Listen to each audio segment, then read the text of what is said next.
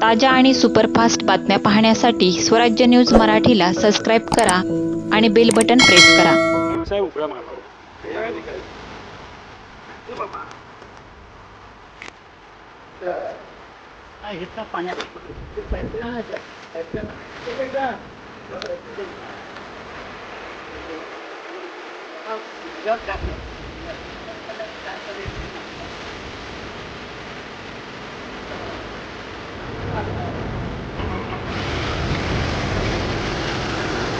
सदर हितपर्ग्यावरून येणारं वॉटरलाईन ब्रिटिशकालीन असलेलं पाईपलाईन या ठिकाणी लिकेज होऊन लाखो लिटर पाणी वाया जात असताना या ठिकाणी दिसू लागलेलं आहे.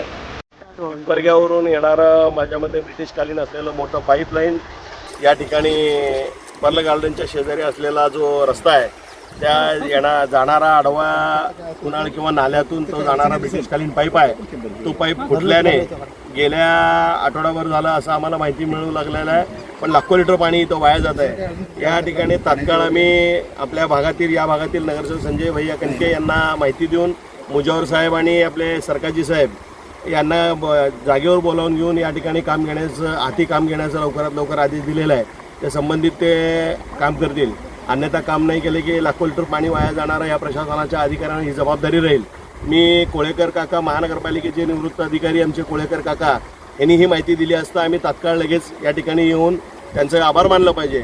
अशा सुजाण नागरिकांचं आणि महानगरपालिकेचे काही निवृत्त अधिकारी एक चांगल्या पद्धतीचं काम करत असताना या ठिकाणी त्यांचंही मी मनापासून आभार मानतो. आणि महानगरपालिकेच्या अधिकाऱ्यांना या ठिकाणी विनंती करतो, आजच्या तात्काळ हे पाणी पाईपलाईन फुटलेलं आहे त्वरित हाती घ्यावं.